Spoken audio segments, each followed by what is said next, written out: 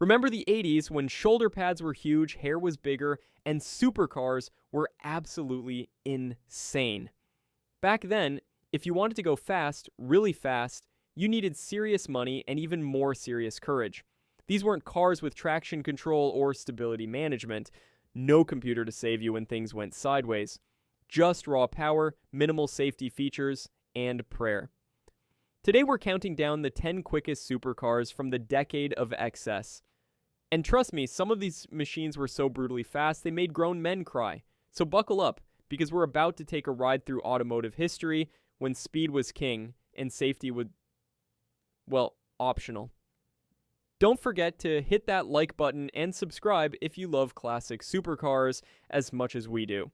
Number 10, Aston Martin V8 Vantage X-Pack. The Aston Martin V8 Vantage X-Pack was Britain's answer to the supercar question nobody asked. In 1986, while everyone else was going high-tech with turbos and computers, Aston Martin said no thanks. We'll stick with what we know, a massive naturally aspirated V8, old school, hand-built, and completely mental. This thing was basically a gentleman's club with a rocket strapped underneath. 5.3 liters of British muscle producing somewhere around 432 horsepower. Nobody knew the exact number because Aston Martin refused to say. They just called it adequate. British humor at its finest. But here's the thing. It worked. 0 to 60 in 5.2 seconds. That was properly quick for 1986. The X-Pack added even more power through revised camshafts and bigger valves. They strengthened the chassis, upgraded the suspension, made it even more brutal than the standard Vantage, which was already nicknamed the Beast. And that name wasn't cute. It was a warning. Inside it was pure British luxury. Connolly, leather everywhere, Wilton wool carpets, real wood veneer. You sat in there, surrounded by dead cows and trees, gripping a steering wheel that fought back like an angry bull. No power steering, no traction control. Just you, the road, and enough torque to alter the Earth's rotation. The engine note was something else entirely. At idle, it rumbled like distant thunder. Floor it, and it turned into this magnificent roar that set off car alarms 3 blocks away. Fuel economy? Single digits if you were lucky, but nobody cared. This wasn't transportation, it was theater. Only about 50 X-Pack cars were ever made, each one hand-assembled by craftsmen who'd been building Astons since the 60s. It took them 6 months to build one car. 6 months. Today that seems insane. Back then it was just how Aston Martin did things. The handling was, interesting. In a straight line it was unstoppable. Through corners, well, let's just say it preferred going straight. The rear end would step out without warning, the front would push wide, and the brakes, they worked. Eventually. You needed to plan your stopping well in advance, but that was part of the charm. This wasn't a car that coddled you, it challenged you. Every drive was an event, every journey an adventure. You didn't just drive an X-Pack, you survived it. And when you parked it and walked away, you felt like you'd actually accomplished something. Number 9, Ferrari 512 BB. The Ferrari 512 BB was the last of the Berlinetta boxers, the end of an era, Ferrari's final mid-engine flat 12 road car before the Testarossa changed everything. And what a way to say goodbye. Launched in 1981, this thing was pure 70s excess that somehow survived into the 80s. 5 liters of flat 12 Fury mounted right behind your head, 340 horsepower, 0 to 60 in around 5 seconds flat. Top speed, 175 miles per hour. If you were brave enough, the BB stood for Berlinetta Boxer. Berlinetta meant a little coupe. Boxer referred to the flat 12 engine with its horizontally opposed pistons, like boxers throwing punches. Ferrari loved their metaphors, but this was no ordinary engine. It was essentially half of their Formula One motor from the 70s, detuned for the road but still absolutely savage. The sound was unlike anything else.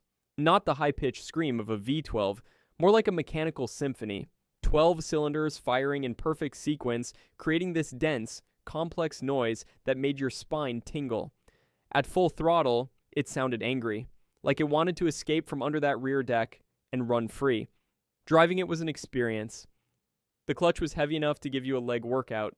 The gated shifter clicked and clacked like a rifle bolt. The steering was unassisted and talked to you constantly about what the front wheels were doing. Every input required commitment. There was no casual driving in a 512 BB.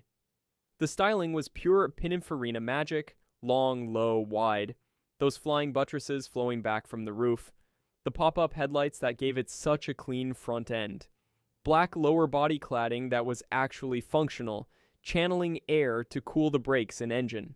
It looked fast standing still. But it wasn't perfect, far from it. The cabin got hot, really hot. That engine right behind you acted like a 5-liter heater. In summer, you'd arrive at your destination drenched in sweat.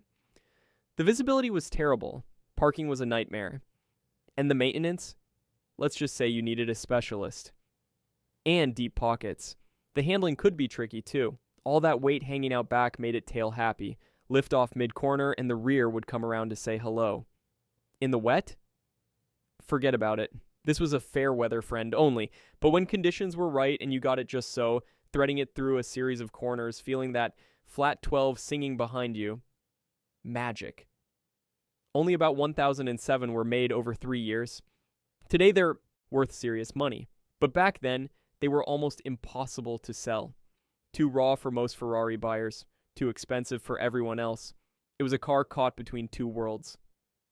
The last gasp of the analog supercar era before electronics changed everything. Number 8, Ferrari 288 GTO. The 288 GTO was supposed to race in Group B, the most insane racing category ever conceived. Then Group B got cancelled for being too dangerous. Too many deaths, so Ferrari was stuck with 272 road cars they had to build for homologation. Poor Ferrari, right? Turns out, building a barely disguised race car for the road creates something spectacular. Twin turbocharged V8, 400 horsepower, 0 to 60 in roughly 5 seconds. But those numbers don't tell the real story. This was Ferrari's first turbocharged road car, their first with composite body panels, their first mid-engine V8 since the dyno.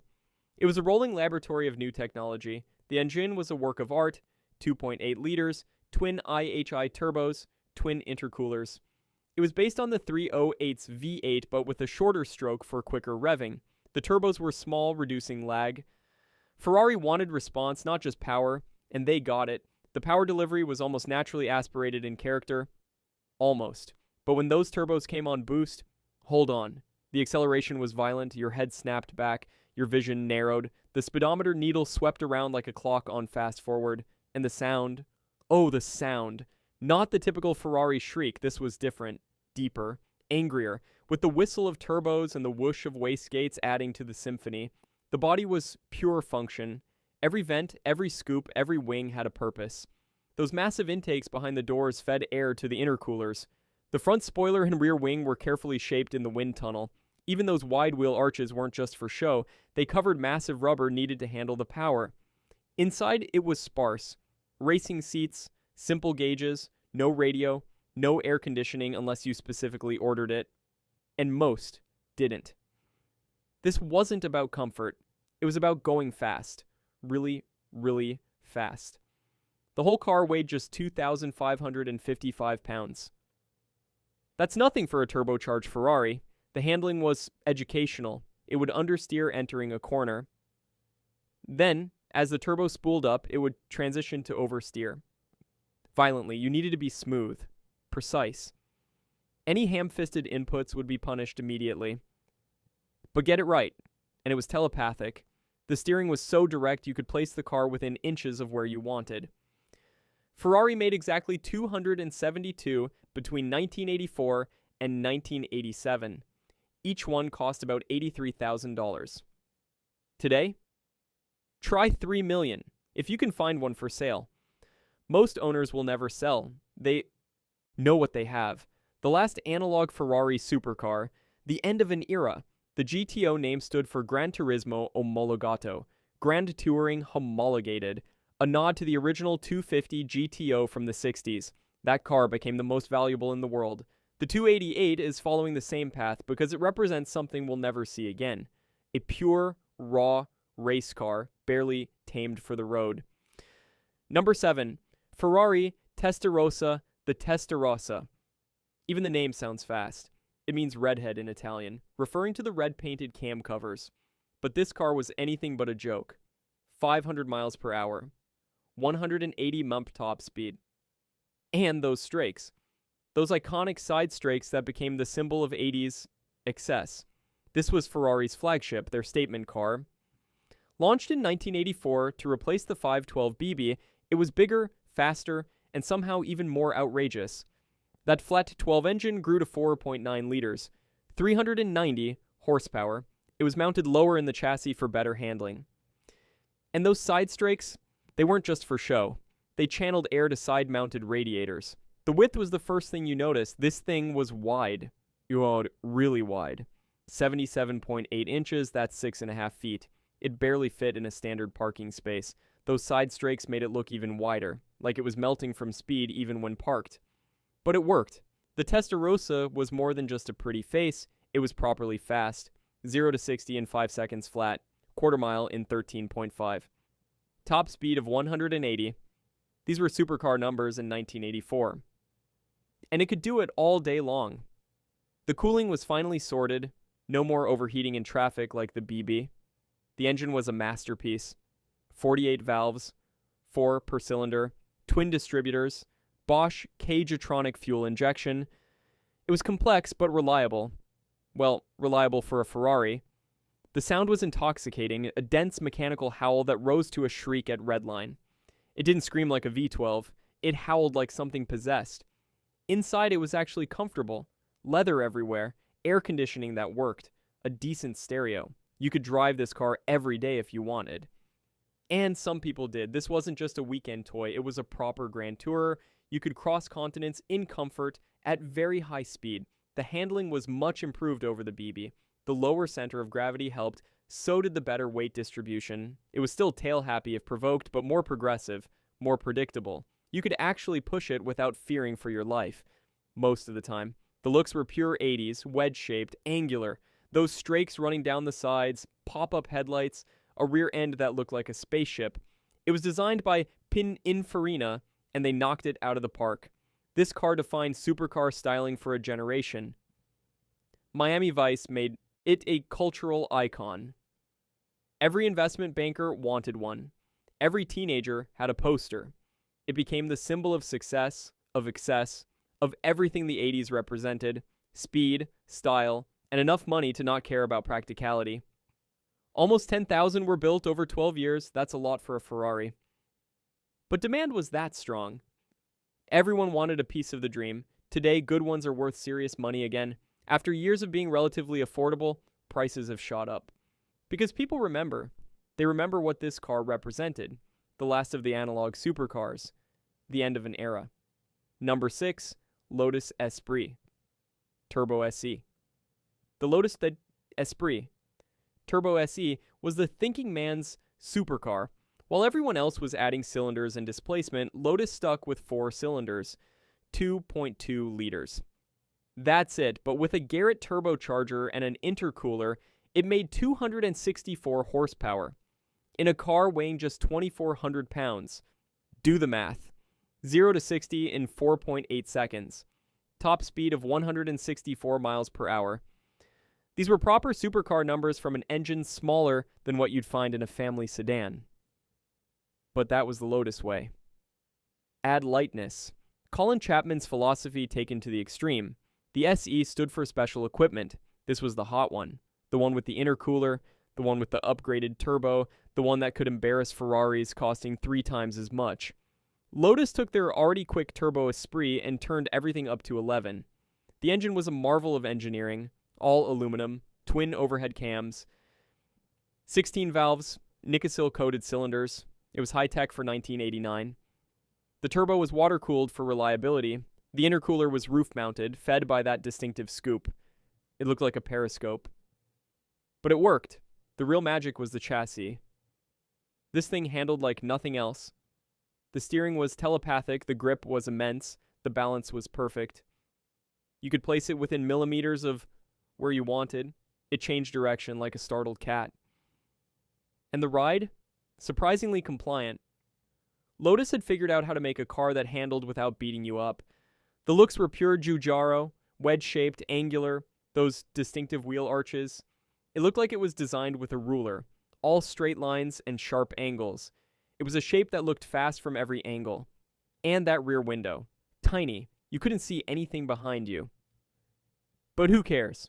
Nothing back there was keeping up anyway. Inside, it was British. The leather was nice, when it wasn't peeling. The switches were from various parts bins. The ergonomics were questionable.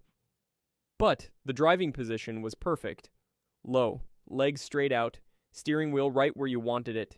You didn't sit in an Esprit, you wore it. The turbo lag was real. Below 3,000 RPM, nothing. Then suddenly, everything. The boost would hit like a sledgehammer. The rear tires would break loose. You'd better be pointing straight.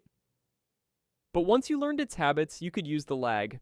Trail brake into a corner, get the front loaded, then nail the throttle.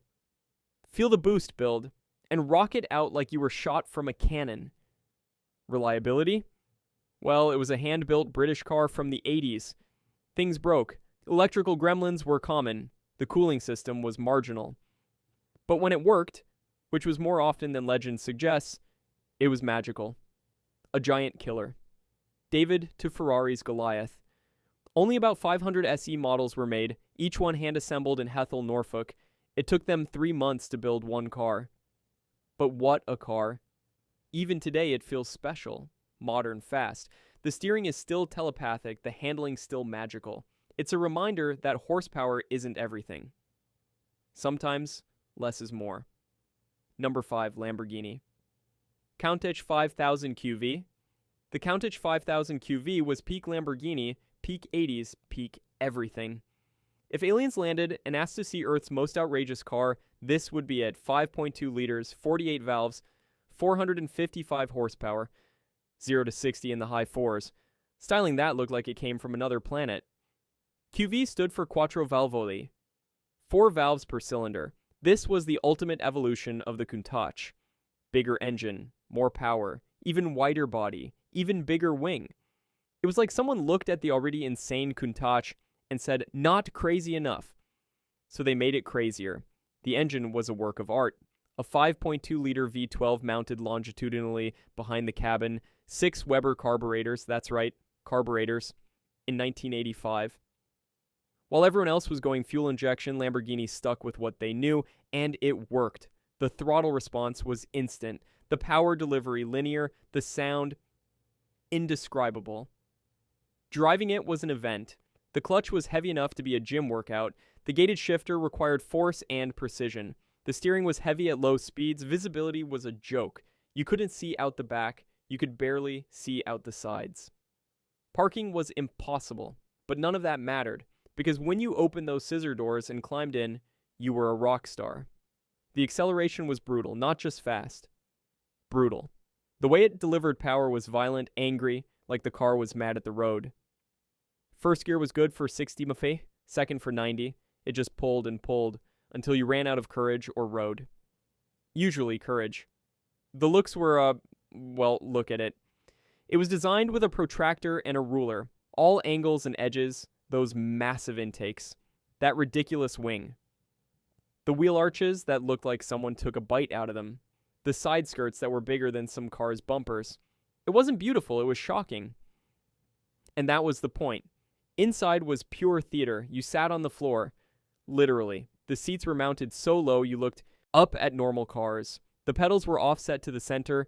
The gear lever was between you and the door. The instruments were scattered randomly across the dashboard. Nothing made ergonomic sense.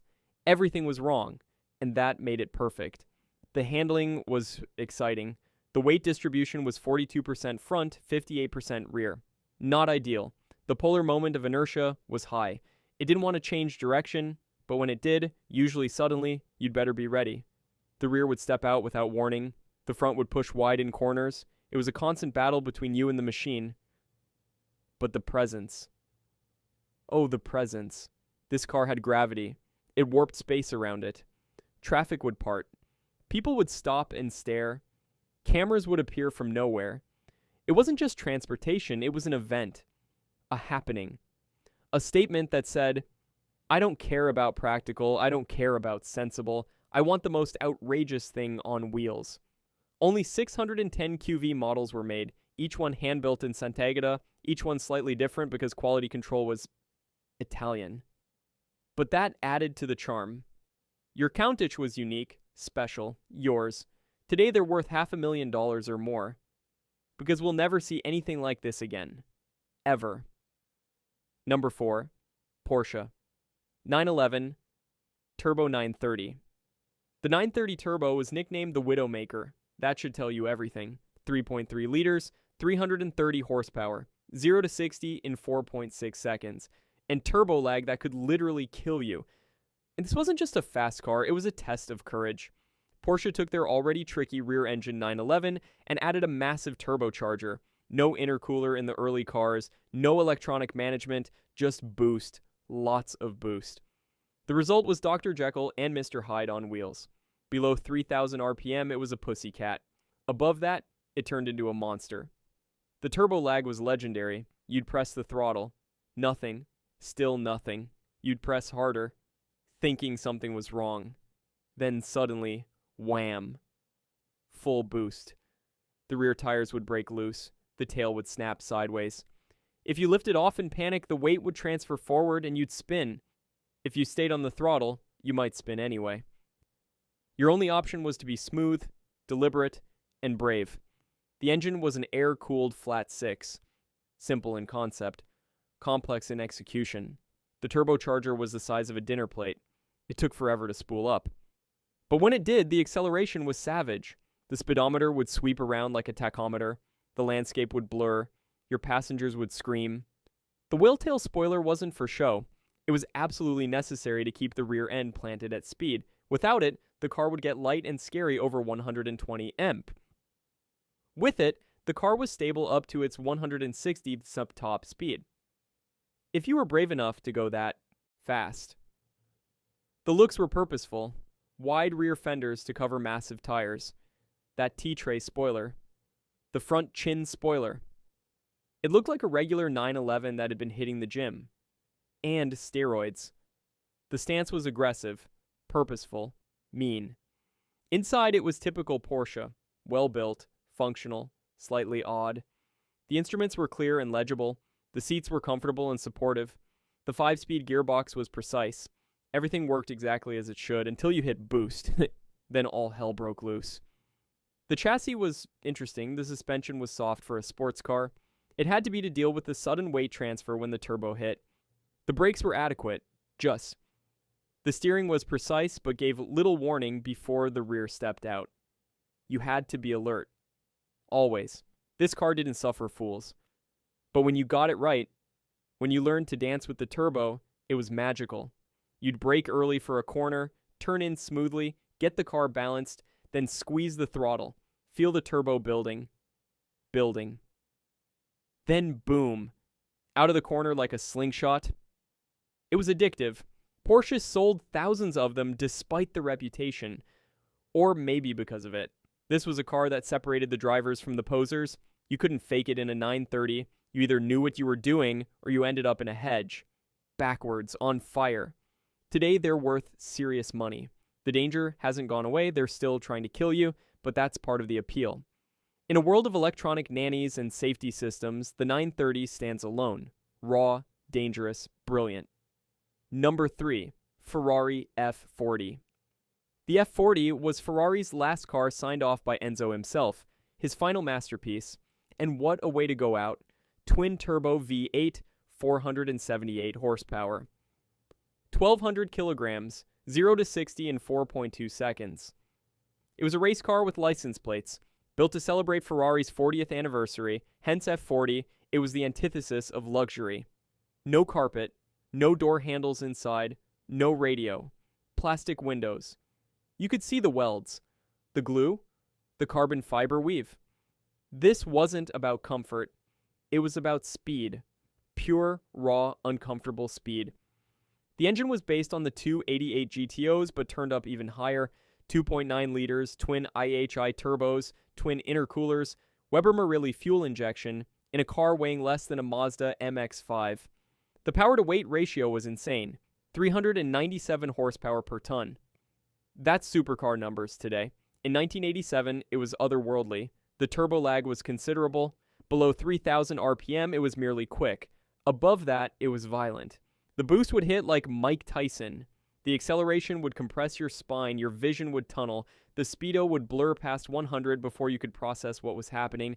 This wasn't transportation, it was teleportation. The body was pure function. Every vent, scoop, and wing had a purpose. The huge rear wing created real downforce. The naked ducts fed air to the brakes and engine. The front splitter kept the nose planted. Even the door mirrors were aerodynamically shaped. This was a car designed in a wind tunnel, not a styling studio. The construction was revolutionary. Kevlar, carbon fiber, aluminum honeycomb, materials from aerospace. The body panels were so thin you could flex them with your finger. The plastic rear window would warp in the heat. But it all saved weight. Every gram counted. Inside was like sitting in a race car. Because you were. Bucket seats, 4-point harnesses, drilled pedals, exposed gear linkage. The pull cord door releases, no sound deadening meant you heard everything. The engine, the turbos, the road, the rocks hitting the underside. It was visceral, raw, alive. Driving it required commitment. The clutch was heavy and grabbed suddenly. The gearbox was notchy when cold. The steering was heavy at low speeds. The ride was harsh. The visibility was poor. The heat was oppressive. After an hour, you were exhausted. But you were also grinning like an idiot. The handling was educational. It would understeer entering corners, then transition to power oversteer as the turbo spooled, lift off mid-corner, and the engine braking would cause the rear to step out. In the wet, it was terrifying. The tires were essentially racing slicks with token grooves. Traction was theoretical. But on a dry road, with heat in the tires, it was magnificent. The steering was telepathic, the brakes were immense, the grip was shocking. You could carry speeds through corners that seemed impossible. It made you feel like a driving god. Right up until it reminded you that you weren't. Ferrari planned to build 400. They ended up making 1,311 due to demand. Each one cost $400,000 in 1987.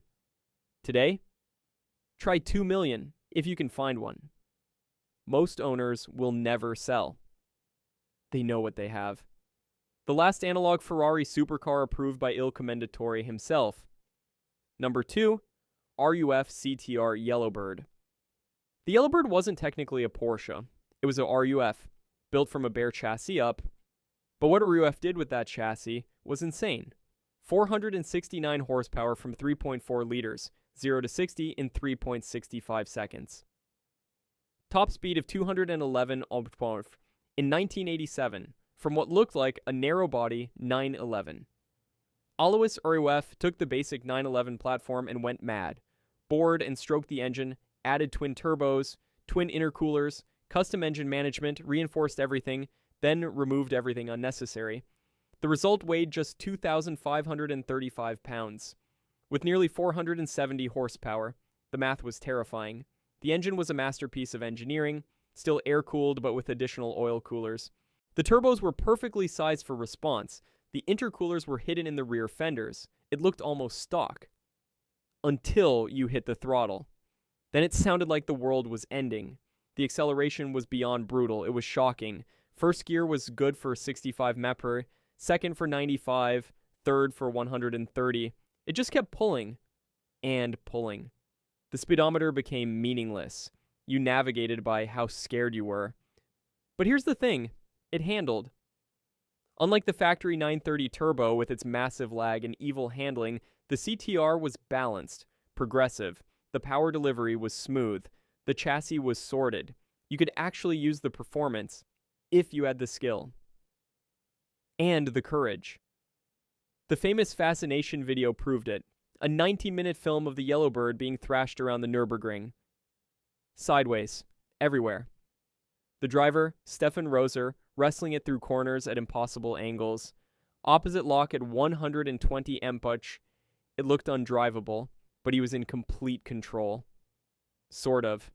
The body was subtle. No wide arches, no whale tail, just a ducktail spoiler and deeper front dam.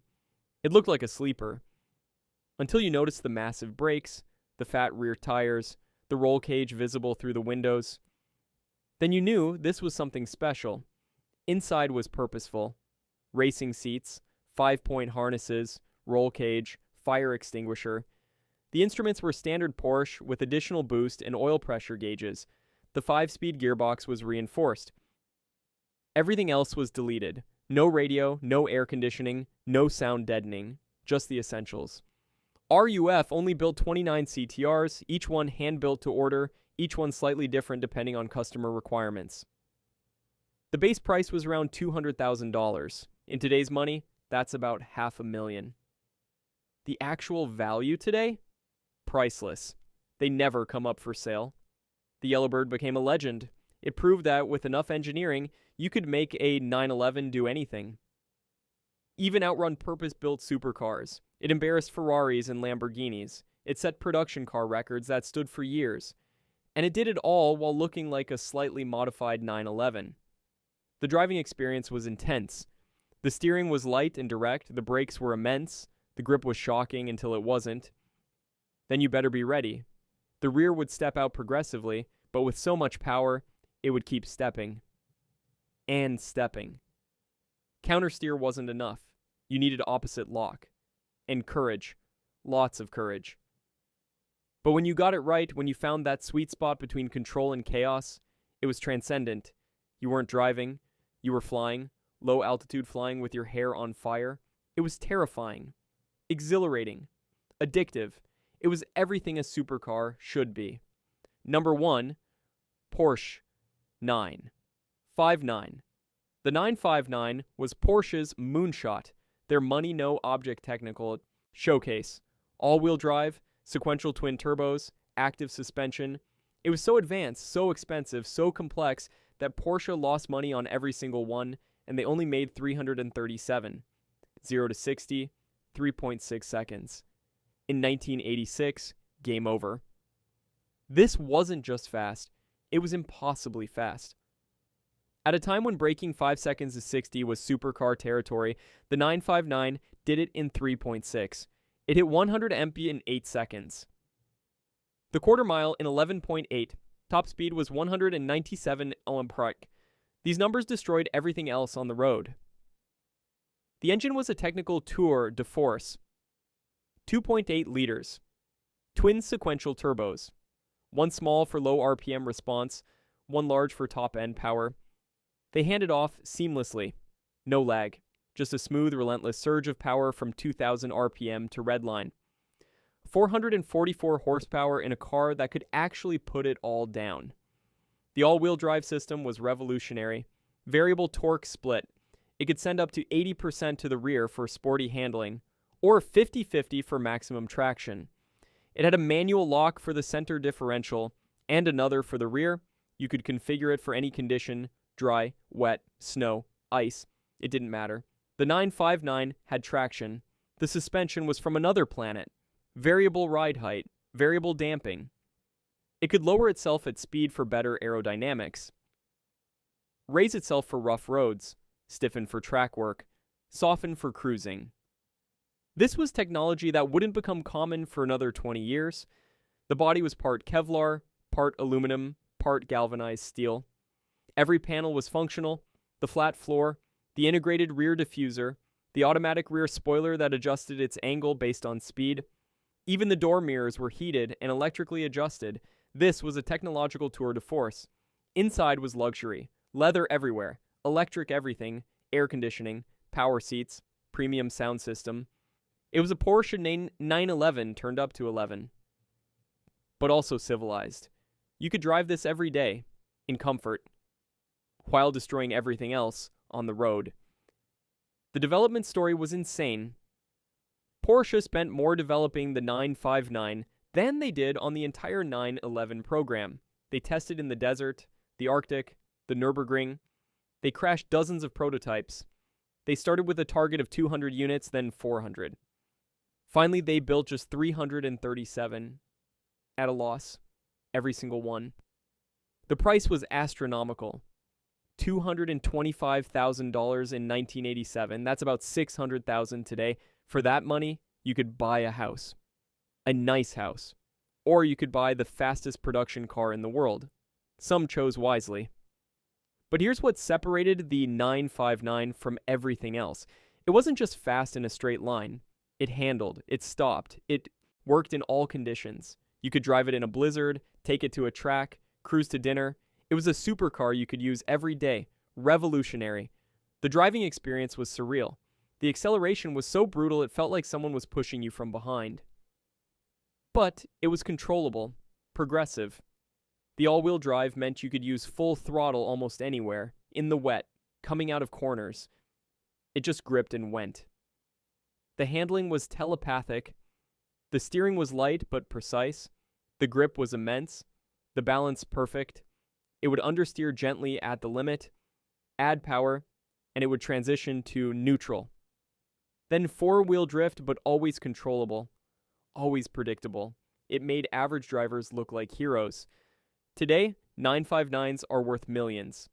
2 million, 3 million, sometimes more. They're the holy grail of 80s supercars because they represent peak analog performance. The best technology could do before computers took over. They were the bridge between the old world and the new, and they were magnificent. Porsche never made money on the 959. But they learned. That technology trickled down to every Porsche since. All-wheel drive, turbocharging, active suspension. It all started here, with 337 cars that changed everything. And there you have it, that's 10 of the quickest supercars from the decade when speed had no limits and safety was someone else's problem. These machines weren't just fast, they were revolutionary. They pushed boundaries, broke records, and occasionally broke their drivers too. Which one would you risk your life in? Drop a comment below and let us know. And hey, if you enjoyed this trip through supercar history, hit that subscribe button and ring the notification bell. We've got plenty more automotive insanity coming your way. Until next time, keep it pinned and keep it safe. Or at least safer than these death traps.